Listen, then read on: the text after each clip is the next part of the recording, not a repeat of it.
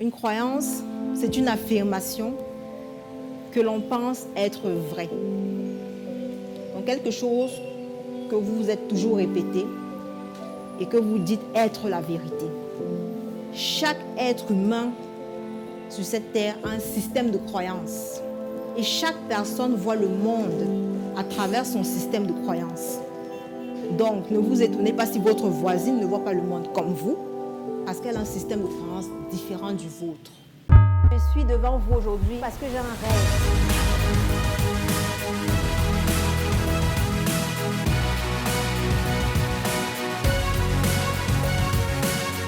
Je veux pouvoir vous aider à atteindre vos objectifs.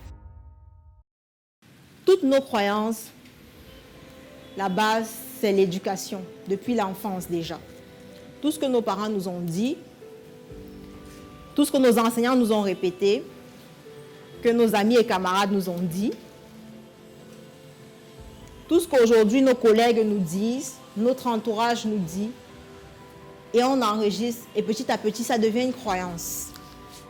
J'avais une croyance limitante que j'ai dû combattre et très vite.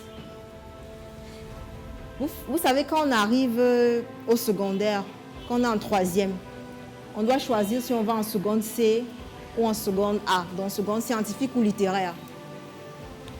Alors moi, j'ai toujours su que je voulais être littéraire parce que j'avais déjà mes objectifs. Je voulais faire du droit plus tard. Alors j'ai choisi la seconde A. J'étais littéraire et j'étais contente de l'être. Sauf que, étant littéraire, il y a une croyance populaire qu'on connaît tous au sujet des littéraires. Celle qui dit que les littéraires sont nuls en maths. Je ne sais pas qui a sorti cette histoire-là, mais il m'a bousillé quand même une partie de mon secondaire, on va dire ça comme ça. Parce que qu'est-ce qui s'est passé? Une fois en seconde, littéraire, je me dis mince, ok, les littéraires sont nuls en maths, je commence à répéter ça. Même mon subconscient enregistre, comme je vous disais tout à l'heure, j'ai dit au cerveau, assieds-toi, il a fait le job. Et petit à petit, mes notes commencent à dégringoler en maths. Et pour info, quand je finissais ma troisième, mon conseiller d'orientation m'avait prédestiné pour la seconde scientifique parce que j'avais de très bonnes notes en maths, en physique, en chimie, en technologie. Et il voyait de moi une pure scientifique. Sauf que moi, ce n'était pas ce que je voulais. Et j'ai dû batailler même au lycée parce qu'il voulait absolument que j'y aille. Il n'y avait pas beaucoup de personnes qui allaient en série scientifique. Mais moi, j'ai dit non, je vais aller là-bas. Et une fois là-bas, j'ai commencé à croire que, ok, tu es ici, tu es littéraire. Il y a un mot d'ordre, c'est d'être nul en maths. Alors, tu vas faire comme tout le monde. Et tu vas laisser les maths de côté, tu t'occupes de tes matières de base, qui étaient le français, l'arabe et tout le reste.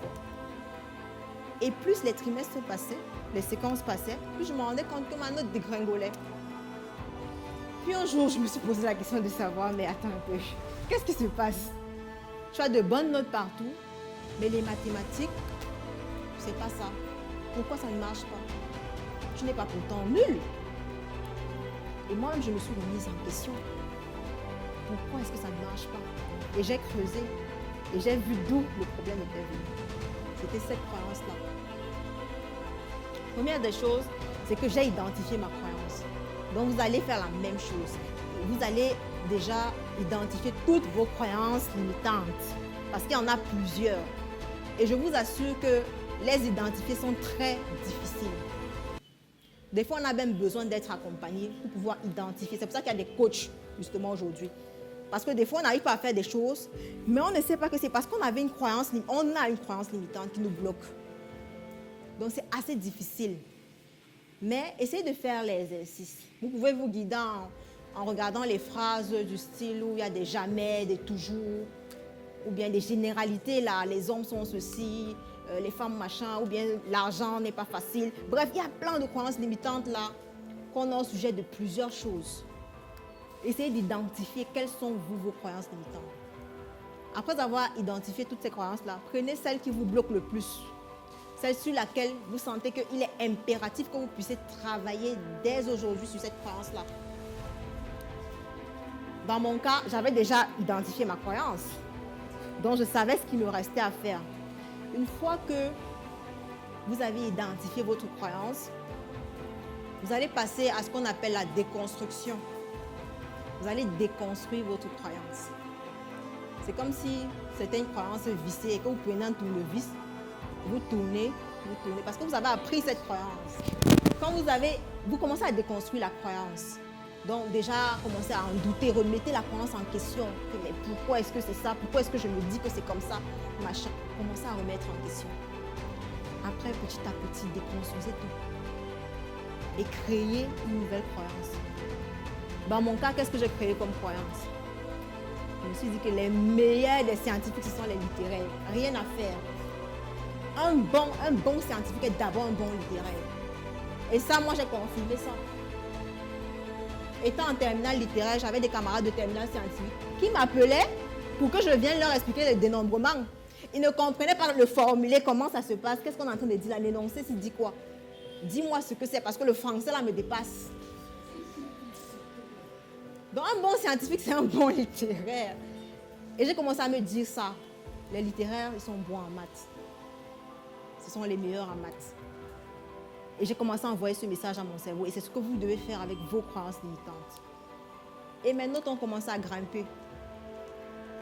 Elles ont grimpé au point où je ne savais même plus si j'étais littéraire ou scientifique. Sérieux, je ne savais plus. Surtout quand j'étais en terminale, c'était grave. J'aimais tellement les maths. On ne comprenait pas une littéraire qui avait un répétiteur de maths. Donc, il fallait que je sois au top niveau. Oui, j'aimais tellement les maths. Quand je préparais le bac, j'étais en mode, OK, j'ai fini avec mon livre. Vous voyez dans les livres de mathématiques, il y a des exercices approfondissement. Moi, j'avais fini ça. J'ai déposé, j'ai dit que je veux le livre de la D. Que peut-être l'exercice du bac va venir du livre de la D. Il faut que j'aille chercher là-bas. Même mon répétiteur était dépassé. Je dis que mais c'est comment? Calme-toi, ça ne va pas sortir de ton domaine. Je dis non, j'ai peur. Avec ces gens-là, je me prépare. Donc c'est ça. Vous devez identifier vos croyances limitantes. Vous devez les déconstruire. Vous devez transformer ces croyances-là en croyances maintenant ressources. Des croyances qui vont pouvoir vous aider à atteindre vos objectifs.